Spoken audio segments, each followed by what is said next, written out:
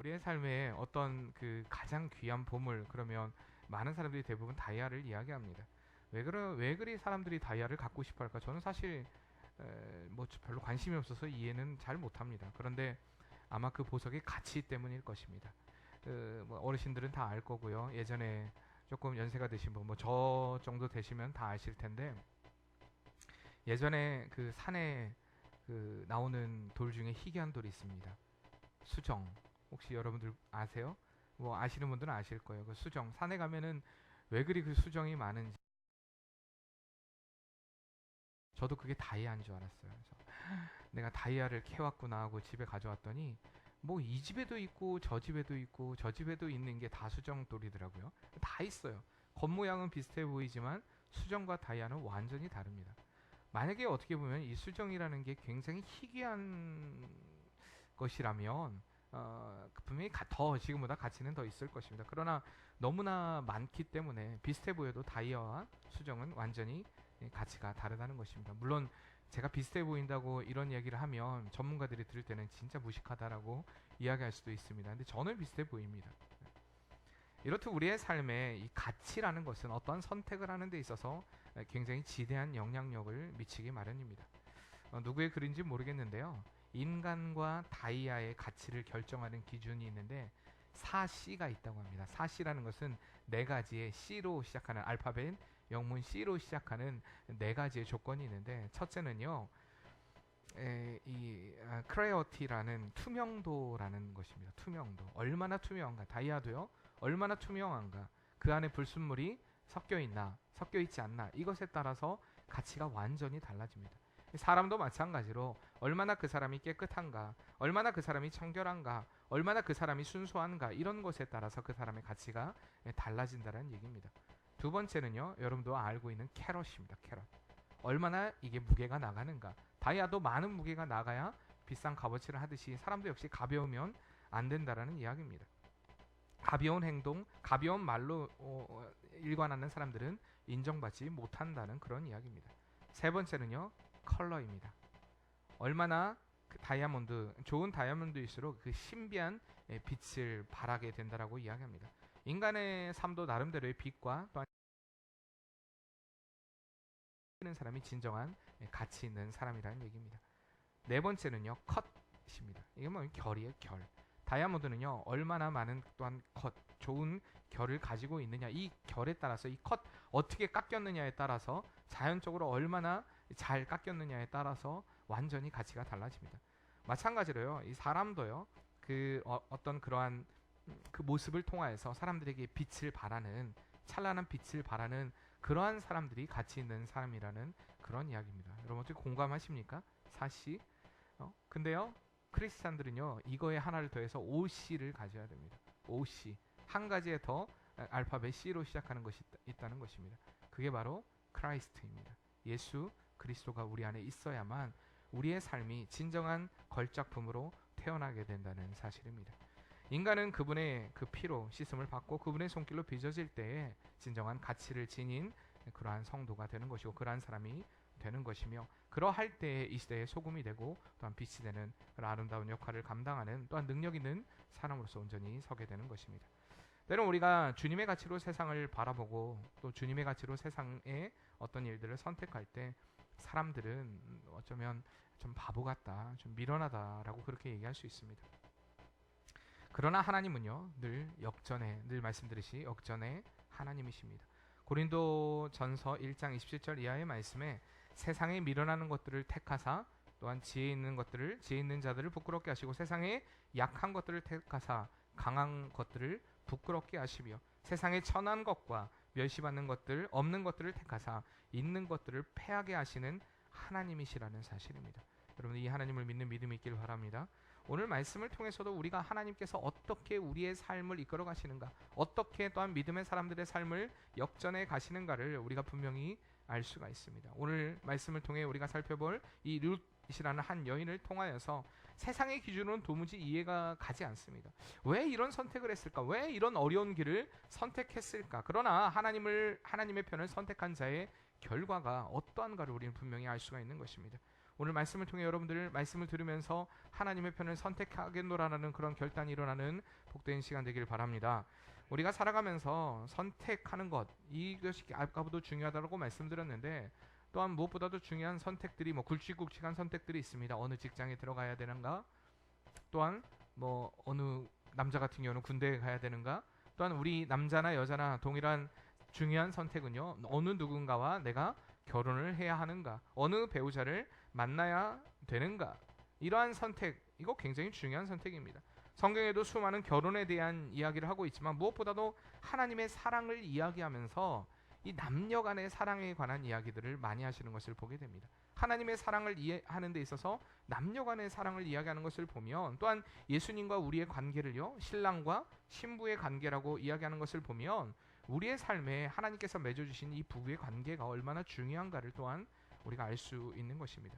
그런데 오늘 말씀에 등장하는 룻을 보면요, 그 역시도 마찬가지로 그의 삶의 전환점이 결혼으로부터 시작되는 것을 볼 수가 있습니다.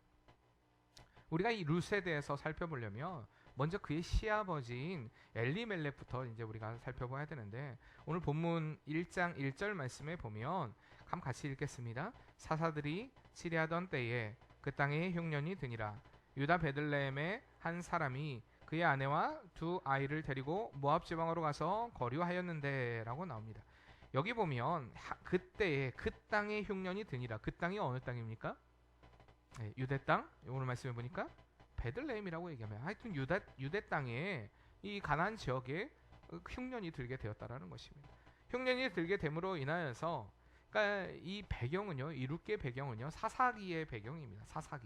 사사기가 쓰여진 때의 배경인데, 우리가 사사기 21장 마지막 25절 말씀에 보면 그때에 이스라엘 왕이 없었으므로 사람이 각기 자기의 소견에 오른 대로 행하였다라고 이야기합니다. 그러니까 사사 시대는요, 강력한 어떤 왕의 리더십이 행사되지 못했던 그런 시기였기 때문에 이스라엘 백성들은요, 많은 이방인들의 그런 공격을 받아야 되는 그런 시기였습니다. 이 더군다나 이 출애굽 세대가 줄어들고, 출애굽 세대가 줄어들었다는 얘기가 무엇이냐면 하나님의 은혜를 직접적으로 체험했던 이 세대들이 점점 사라지게 된 것입니다. 그러니까 사람들이 점점 이방인들과 접촉하면서 하나님을 버리고 가나안의 우상들을 섬기며 이방의 우상들을 섬기며, 그로 인하여서 점점 하나님과 멀어져가는 그러한 상황이, 그런 동화되는 일들이 벌어지게 되었다는 것입니다. 이러한 타락을 통해서 하나님이 징계하신 것이 바로 그 땅에 흉년이 들게 하신 것입니다. 그들이 점점 하나님과 멀어져가고 하나님과의 관계 가운데 온전히 하나님을 찾지 않자 이스라엘 땅에 기근이 내렸다는 것이 바로 이제 오늘 룻기 1장 1절의 그 말씀입니다. 그때 등장하는 인물이 바로 2절 말씀에 등장하는 엘리멜렉이라는 사람입니다. 여기 보면 그 사람의 이름은 엘리멜렉이요, 그의 아내의 이름은 나오미요, 그의 두 아들의 이름은 말론과 기련이라 라고 이야기합니다. 이들이 이제 이 엘리멜렉이라는 이름의 뜻은요, 하나님은 왕이시다라는 뜻입니다. 그러니까 이런 이름들은요, 사실 아무나 가질 수 없는, 그의 가문이 굉장히 좋은 가문이었고 굉장히 좋은 믿음의 가문이었다는 것을 분명히 볼 수가 있습니다. 그럼에도 불구하고 그는 흉년이 들자 그 가족이 버려서는 안 될 그 기업을, 하나님이 주신 기업을 버려버리고 이방 땅인 또한 모압으로 이주를 하게 되는 그런 상황을 맞이하게 되는 것입니다. 그럼 분명히 이 선택은 잘못된 선택이었습니다. 왜냐하면 하나님께도 늘 여러분들에게 말씀드리지만 요나가 그랬듯이 당시의 사람들은요, 하나님이 라는 무소부재하시다는 그 하나님에 대해서 그들은 생각하지 못했습니다. 여기에만 계시는 하나님, 이스라엘에만 국한된 하나님으로 생각했기 때문에 모압 땅에도 미칠 하나님의 그 영향력을 그들은 알지 못했다는 것입니다. 그러니까 이 엘리멜렉은요, 그로 인해서 이 모압 땅으로 가게 되고, 결국에는 이 모압 땅에도 더한 흉년으로 인해 또한 이 엘리멜렉이 하나님께서는 깨닫기를 원하셨지만 그는 깨닫지 못했다는 것입니다. 그러니까 하나님께서 우리에게 어떠한 시련을 주고 어려움을 줄 때는요, 너 하나님께로 빨리 돌이켜, 너 나에게로 빨리 나와야 돼 라는 사인일 때가 있습니다. 그럼에도 불구하고 고집을 부리면요, 우리의 삶의 어려움은 끝이 없습니다. 엘리멜렉 역시 분명히 하나님의 뜻을 깨닫고 다시 돌아왔어야 합니다. 그러나 그러지 못하고 3절과 5절의 말씀에 보면 결국에는 그 어리석음으로 인하여서 그 이방 땅에서 남자란 남자는 집안에서 다 죽어버리는 그런 결과를 맞이하게 됩니다. 그러니까 이게 구약과 신약의 조금 다른 면이긴 한데 당시에 그 문화를 보면 결혼한 사람이 자식이 없어 죽었다. 이것은 하나님의 저주로 생각되는 그런 시기였습니다. 지금이 그렇다는 얘기는 아닙니다. 당시에 그런 상황들이. 그렇기 때문에 결국에는 이러한 일들은 하나님께서 그들에게 내리신 심판이었고 저주였다는 것입니다. 깨닫지 못했습니다. 다 잃어버린 상태. 많은 사람들이 하나님의 편을 떠나면 행복할 거라고 생각합니다. 내가 좀 이것을 모면하면, 내가 그 상황을 좀 모면하고 나면 이제 하나님을 위해서 내가 살겠다라고 생각할 때가 많이 있습니다. 그러나 하나님께서 여러분들에게 요구하실 때 여러분의 그 자리에서, 지금 그 자리에서 내 앞에 순종하라고 요구하실 때가 많다라는 사실입니다. 너 지금 그 자리에서 내게 충성해야 돼. 네 자리가 어떤 자리든. 우리는 그런데 하나님께 늘 자리를 불편합니다. 하나님, 이 자리가 불편해요. 하나님, 이거 너무 어려워요. 지금 이 순간에 내게 믿음을 보이라는 것은 하나님 너무 억지 아닙니까?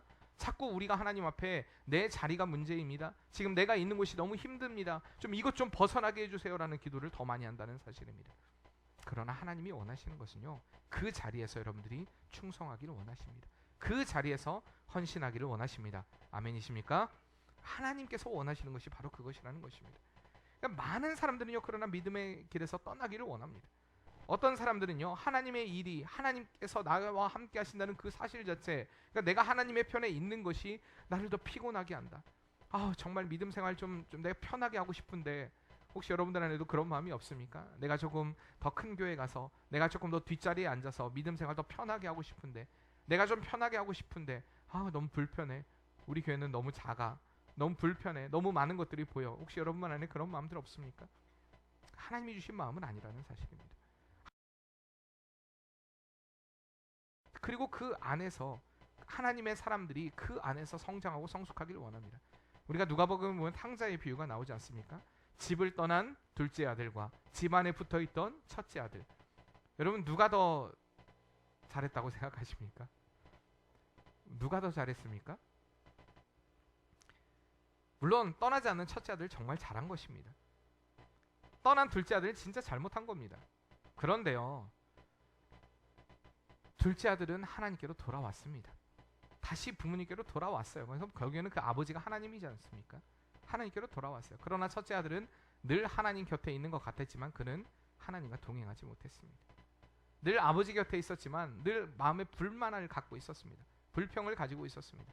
이 신앙생활을 오래 하다 보면 우리가 이렇게 무뎌지고, 우리가 감각이 없어지고, 하나님의 그 은혜 안에 들어가지 못하는 어리석은 인생을 살고 있으면서도 깨닫지 못하는 그런 일들이 많이 있다는 사실입니다. 그러나 우리는요, 때로는 우리가 둘째같이 하나님을 배반할 수도 있고요, 떠날 수도 있습니다. 그러나 여러분, 그 은혜 안에 다시 돌이켜야 합니다. 그리고 내가 하나님 편에 언제나 하나님의 편을 선택하겠습니다라고 정말 주님 앞에 납작 꿇어 엎드리는 그런 은혜의 삶이 저와 여러분의 삶이 되어야 할 줄 믿습니다. 결국에는요, 이 일로 통해서 1절과 5절 말씀을 통해 보면 이 엘리멜렉의 가정은요, 이 10년 동안의 삶이 굉장한 큰 어려움의 삶이었습니다. 고통이었습니다. 10년 동안에 그 10년이라는 세월 동안에 남편은 다 죽고요. 그러니까 혼자 남은 나오미는 생각했을 것입니다. 이 모든 것이 하나님을 떠난 나의 잘못이구나. 우리 가정의 잘못이구나. 하나님께로부터 왔구나. 그래서 그가 고향으로 돌아가고자 마음을 먹게 되었습니다. 그러니까 여러분들이 여기서 볼 때 이 고향으로 돌아갔다라는 게 그냥 고향으로 돌아갔다는 게 아니라 내가 이제 다시 하나님의 품으로 돌아가겠습니다. 탕자가 그랬던 것처럼 내가 하나님 품으로 다시 돌아가겠습니다라는 그런 고백입니다. 결국에 하나님께로 돌아가기로 결정합니다. 23절 말씀이죠. 내가 하나님께로 돌아가겠다. 그러한 결단 가운데 이제 남편도 다 죽었으니까요. 자, 시어머니가 있습니다. 그리고 두 자부가 있어요. 자부의 이름은요, 오르바와 룻이라는 사람입니다. 이 오르바와 룻에게 이야기합니다. 야, 얘야, 얘들아, 너희들의 남편도 이제 다 죽고 나는 이제 고향으로 좀 돌아가려고 한다. 내가 이 하나님의 품을 떠나서 이런 삶을 살았더니 나에게 이런 어려움이 왔구나. 나 이제 내 고향으로 돌아가려고 한다. 하나님의 품으로 다시 돌아가려고 한다. 너희들은 너희들의 살 길을 선택하렴. 이 말을 듣자마자 오르바는요, 물론 한 번은 거절했겠죠. 우리가 보통 한 번의 거절은요, 사실 거절 아닙니다. 그렇잖아요. 한 번 권하고 어느 누군가에게 무슨 선물을 줄 때 됐어요, 괜찮아요. 근데 두 번째 주면 어떡합니까? 고마워요 하고 받아요. 만약에 두 번 안 권했으면 어떻게 될까요? 모르겠습니다. 자, 참 어쨌든 이 오르바 역시도 뭐 그랬을 것입니다. 그러나 결국에는 어머니를 떠나게 되죠. 그러나 룻은 절대 어머니를 떠나지 않겠다라고 얘기합니다. 영거포 묻죠. 너 정말 가라. 너 떠나라. 그래도 룻은 어머니를 떠나지 않겠습니다. 오늘 본문의 말씀이 그 말씀입니다. 난 절대 어머니 곁을 떠나지 않겠습니다. 절대로 어머니를 떠나지 않고 어머니와 함께 내 고향을 버리고 내 친척을 버리고 내 모든 것들을 버리고 어머니를 쫓아가겠습니다. 성경에 보면요, 두 사람의 인물이 그 성경의 인물 중에 두 사람의 여인이 이 책의 성경책의 제목으로 등장하는 것을 보게 됩니다. 혹시 누구하고 누군지 아십니까? 오늘 말씀에 룻하고 에스더입니다. 룻하고 에스더가 바로 등장을 하는데 중요한 사실은요, 룻이라는 여인은요 이방 유대인과 결혼한 히브리인과 결혼한 여인이었고요. 에스더는요 히브리인인데 이방 남자와 결혼한 여인이었습니다. 여기 이게 왜 중요한 거냐면 역사를 주관하신 하나님의 관점을 우리가 이해할 수 있다는 것입니다. 이스라엘 사람들은요 늘 생각하기에 우리는 선민이다, 우리는 깨끗하다, 우리는 절대 이방 사람과 하나가 될 수 없다. 물론 맞아요. 하나님의 편에서 그 편을 선택하는 게 맞습니다. 그러나 하나님께서는요 꼭 그 유대인만이 아니라 이방인들을 통해서도 하나님의 선한 역사를 이루어 가신다라는 사실입니다. 마태복음 1장에서도 보면 예수님의 족보가 나오는데 예수님의 족보에 등장하는 두 여인이 있어요. 근데 그 두 여인이 이방인이었다는 것입니다. 라합과 그리고 오늘 말씀에 등장하는 룻입니다. 이방 여인이었음에도 불구하고 예수님의 족보에 기록되는 것들, 하나님의 구원의 역사는요 유대인이나 이방인이나 일반이라는 사실입니다. 선민이라는 선민이라는 그 유대인의 구원만이 아니라 하나님의 구원의 사역은요 이방인이라 할지라도 하나님에 대한 신앙을 고백하는 자들에게 주어지는 그 은혜라는 것을 우리는 기억해야 할 줄 믿습니다. 이 창조일에 사단은요 계속해서 예수 그리스도가 오지 못하게 만들었습니다. 하나님이 세우신 이스라엘 선민을 통하여서 하나님의 역사가 일어날 거라고 생각했기 때문에 자꾸 하나님의 사람들을 세상의 사람들과 섞어놓고요, 자꾸 하나님의 사람을 죽이고요. 처음에 누구를 죽이죠? 가인과 아벨 중에 아벨을 죽입니다. 왜? 아벨을 죽이고 나면 이제 하나님의 선한 역사가 예수 그리스도가 결국엔 탄생하지 못하게 될 것이다. 그러나 하나님은 누구를 세우십니까? 셋을 세우십니다. 그러니까 하나님께서는 계속 하나님의 역사를 이루어 가심에도 불구하고 사단은 뭐 결국에는 미련한 방법으로 자기의 방법으로 계속 하나님의 역사를 방해해 왔습니다. 그러나 하나님은 하나님의 일을 하나님의 방법으로 계속해서 이루어 가셨다는 것입니다. 결국에는 룻기가 이러한 예수 그리스도의 오심까지 나오기까지의 그 과정까지에 굉장히 또한 중요한 역할을 하는 그런 여인으로 등장하는데 이 룻기가 1장부터 4장까지의 말씀입니다. 이 4장까지의 말씀을 통해 그녀의 생애를 4단계로 이야기하고 있는데 결국에는 이것이 어떤 그리스도인들의 영적인 그런 상태, 영적인 그런 단계를 또한 우리에게 보여주고 있는 것이 바로 룻기의 말씀이라는 사실입니다. 오늘 말씀과 이제 오늘과 지금 이 시간과 오후 시간에 우리 같이 한번 살펴보고자 하는데 첫째 보면요 1장에 보면요 룻의 결단에 관한 부분이 바로 1장에 소개하고 있는 것입니다. 우리가 아는 룻의 이야기는 이렇습니다. 그냥 1장 2절 말씀에 보면 룻이 누구랑 결혼했지? 누구랑 결혼했을까? 이 짝이 좀 안 맞는 것 같이 보여요. 그렇죠? 근데 4장 10절 말씀에 보면 룻이 누구랑 결혼한지 나와 있습니다. 룻기 4장 10절 또 말론의 아내 모압 여인 룻을 사서라고 이야기합니다. 자, 누구랑 결혼했습니까? 말론이라는 남자와 결혼했습니다. 말론이라는 남자와 결혼했는데 결국에 남편이 죽게 됩니다. 결혼하자마자 자식도 없이 남편이 죽자 이 시어머니와 고향을 따라가게 되는 사건. 여기서 우리는 간혹 룻이 얼마나 시어머니를 불쌍히 여겼으면 시어머니를 따라갔을까라고 생각할 수도 있습니다. 그러나 우리가 2장 12절 말씀을 통해 보면 한번 2장 12절 한번 읽어볼까요? 여호와께서 내게 행한 일에 보답하시기를 원하며 이스라엘의 하나님 여호와께서 그의 날개 아래 보호를 받으러 온 내게 온전한 상 주시기를 원하노라라고 얘기합니다. 이게 보아스가 룻에게 하는 이야기인데 이 말씀을 통해 보면 룻이요 하나님의 보호 아래 있기 위하여서 그 편을 선택했다라는 것을 보게 됩니다.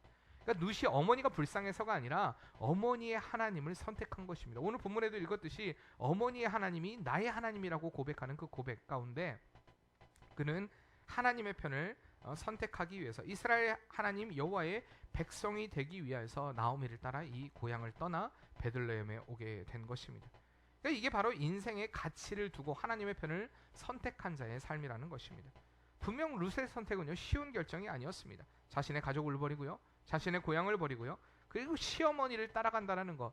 시어머니의 시자만 들어도 막 그냥 뭐 그렇게 한다는 분들이 많이 있는데, 이 시어머니의 시자를 가진 시어머니를 따라서 고향을 떠나서 그곳으로 갔다라는 거 상식적으로 여러분 이해가 되십니까? 모르겠어요. 여자분들 이해가 되십니까? 어떤지 잘 모르겠습니다. 그러나 그녀의 결정은요 한치의 망설임도 없었다라는 것입니다. 오르바가 떠나는 순간에도요 룻은요 방황하지 않았습니다. 그의 결단은 단호했습니다. 어머니를 따라가기로 했다는 것입니다. 왜 그러냐면 그의 삶에 어쩌면 그 나오미를 통해 들었던 그 하나님에 대해서 그 마음 안에 심어졌고 그 하나님의 편을 선택하기로 결정했던 것이 룻의 믿음이었기 때문에 그 편을 선택한 것입니다. 이것이 바로 성도의 결단이 되어야 한다는 것입니다. 우리가 하나님께 올인하는 것은요 여러분 쉬운 일이 아닙니다. 그러나 하나님은 우리에게 룻과 같은 결단을 요구하실 때가 많다는 것입니다. 우리의 수많은 선택 가운데 하나님의 편을 선택하기를 촉구하고 결단을 촉구할 때가 많다는 사실을 우리는 분명히 알아야 합니다. 여러분들 그 하나님의 결단과 그 촉구 앞에서 어떤 여러분 선택을 하고 계십니까? 어떤 회사가 직원을 채용하기 위해서 다음과 같은 필기시험 문제를 냈다고 합니다. 당신은 거센 폭우가 몰아치는 밤길을 운전하고 있었다. 마침 버스 정류장을 지나는데 그곳에 세 사람이 버스를 기다리고 있었다. 죽어가고 있는 듯한 할머니, 그리고 내가 죽을 뻔했는데 나의 생명을 살려준 꿈꾸었던 이상형의 여인. 이 세 명 중에 한 명만을 선택할 수 있다. 과연 누구를 차에 태우겠는가? 그리고 그 이유는 무엇인가? 이게 바로 시험 문제였습니다. 다시요. 죽어가는 듯한 할머니, 나의 생명을 살려준 의사, 그리고 평생 내가 꿈꿔왔던 나의 이상형. 여러분 누구를 선택하겠습니까? 네? 아유 의로운 척 하지 마세요. 죽어가는 할머니 얘기. 이제 이 결혼해갖고 살아볼 만큼 살아봤다. 이제 우리 박은숙 권사님 바로 대답하셨는데, 이제 고인한 지사님 이제 살아볼 만큼 살아봐서 그러십니까? 누굴까요? 여러분 누구를 선택하시겠습니까? 아이 누구를 선택하든 사실 그 어려운 문제입니다. 아닙니까? 옳은 일일까? 정답은 없습니다. 뭐 죽어가는 할머니를 구할 수도 있죠. 그렇지 않습니까? 그리고 의사를 태워서 은혜를 갚을 수도 있습니다. 그리고 평생 기다렸던 여인을 또는 남자를 만날 수도 있습니다. 응시자의 200명이었는데요. 이 200명의 그 경쟁을 젖히고 최종적으로 선택된 사람의 답이 여러분 뭔지 궁금하지 않으십니까? 답이 뭐였을까요? 이렇게 썼습니다. 그는 의사 선생님께 차에서 내려 의사 선생님께 차키를 주겠습니다. 그리고 그 차키를 주고 할머니를 그 차에 태우겠습니다. 그리고 나는 그 이상형과 함께 버스를 기다리겠습니다. 이게 바로 채용된 사람의 답이었다고 합니다. 참 지혜롭죠. 근데 여러분 좀 어렵지 않습니까? 이런 답을 내기가 사실 쉽지 않을 것입니다. 어떻게 하지? 근데요 하나님께서는 우리에게 이렇게 곤란한 질문을 유도하지 않으신다는 사실입니다. 그 회사와 같이 어려운 질문을 우리에게 유도하면서 애매하게 말씀하지 않으십니다. 이 편을 선택해도 옳은 것 같고, 이 편을 선택해도 옳은 것 같고, 이것도 좋은 것 같고, 저것도 좋은 것 같고. 하나님께서는 이렇게 우리에게 선택하라고 요구하지 않으십니다. 하나님의 선택은요 결단일 때가 많습니다. 대부분이 결단입니다. 너 결단해야 돼. 너 그 편 안 돼. 아니면 너 이 편을 선택해. 하나님의 선택은요 확실하게 우리에게 말씀을 통해 들려진다는 사실입니다. 우리가 이 선택 앞에서 하나님의 편을 선택하는 것은요 진짜 가치 있는 선택은요 하나님이 원하시는 것, 하나님이 뜻하시는 것, 우리가 말씀을 통해서 늘 우리가 들었던 그것, 그 편을 선택해야 한다는 것입니다. 내 마음, 내 감정, 내 뜻, 이것이 아니라. 룻의 결단은 단호했습니다. 힘든데 나도 좀 멋진 남편 다시 만나서 결혼하자마자 처녀였던 사람이 결혼하자마자 남편은 죽고 얼마나 힘들었겠어요. 그 많은 어렵게 또한 삶을 사셨던 분들도 계시는데 얼마나 사실 힘들겠어요. 젊은 나이에 이제 결혼한 지 얼마 되지도 않았는데 아이도 없고 다시 얼마든지 새롭게 시작할 수 있고 좋은 남편을 만나 아름다운 가정을 꾸밀 수도 있는데도 불구하고 그런 유혹에 흔들리지 않았다는 것입니다. 하나님을 향한 그녀의 결단, 흔들리지 않는 결단이었습니다. 그녀를 흔들게 할 만한 어떠한 것도 그의 삶에 없었다는 것을 우리가 오늘 말씀을 통해 볼 수가 있습니다. 사랑하는 성도님들, 우리의 삶의 결단이 이래야 될 줄 믿습니다. 언제나 하나님의 편을 선택하는 은혜가 우리에게 있어야 한다는 것입니다. 흔들리지 않는 신앙으로서 우리가 굳건히 서야 하나님의 은혜가 우리에게 있다는 사실을 여러분 기억하시길 바랍니다. 우리의 삶을요, 사실 사단은 자꾸 우리의 삶을 흔들려고 해요. 어떻게든 하나님의 편을 선택하지 못하도록 여러분들의 마음에도 지금도 마찬가지입니다. 어떻게든 하나님의 말씀을 안 들을 수 있는 상태, 그러니까 듣지 못할 만큼 수많은 이유, 뭐 여러 가지가 있겠죠. 오늘 목사님 목소리가 마음에 안 들어요. 뭐 이런 것들, 목사님 얼굴도 보기 싫어요.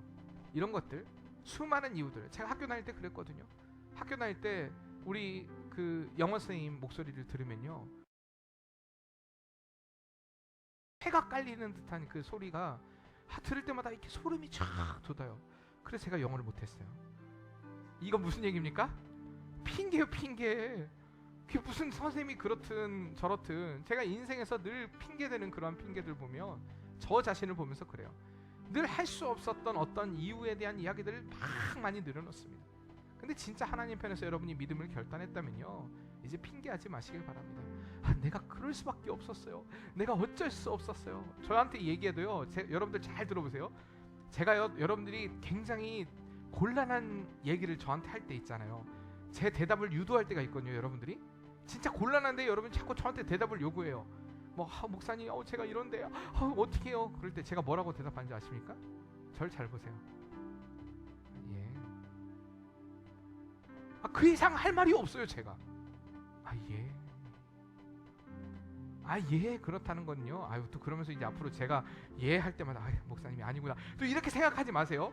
꼭 그런 건 아니에요. 다 그런 건 아니에요. 좀 다른 걸 얘기할게요. 예 하면서 인상을 팍 쓰거나 예 하면서 자꾸 다른 데로 돌리거나 고개를 돌리거나 하여튼 예라고 했다고 해서 다는 아닙니다. 또 이 말을 듣고 나서 목사님이 예라고 한 건 부정이라고 얘기했는데 또 그렇게 얘기하시면 안 돼요. 어쨌든 우리의 삶에 여러분 잘 생각해보세요. 하나님께 결단하지 못하게 만드는 그 많은 요소들, 그것을 여러분 내려놓으시길 바랍니다. 그것이 내 고집일 수도 있고요, 내 아집일 수도 있고요, 내 경험일 수도 있고요, 내가 가지고 있는 그 모든 것들, 여러분 그거 다 내려놓고요, 하나님의 편을 선택하는 은혜가 있길 바랍니다.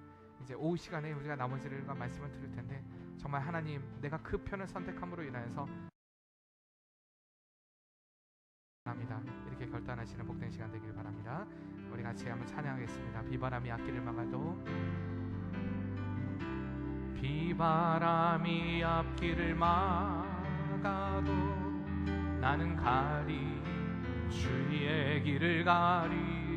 눈보라가 앞길을 가려도, 눈보라가 앞길을 가려도 나는 가리, 주의 길을 가리. 이 길은 영광의 길, 이 길은 승리의 길. 나를 구원하신 주님이 십자가 지고 가신 길, 나는 가리라, 주의 길을 가리라. 주님 발자취 따라 나는 가리라, 나는 가리라, 주의 길을 가리라. 주님 발자취 따라 나는 가리라. 험한 파도 앞길을 나는 가리, 주의 길을 가리, 나는 가리,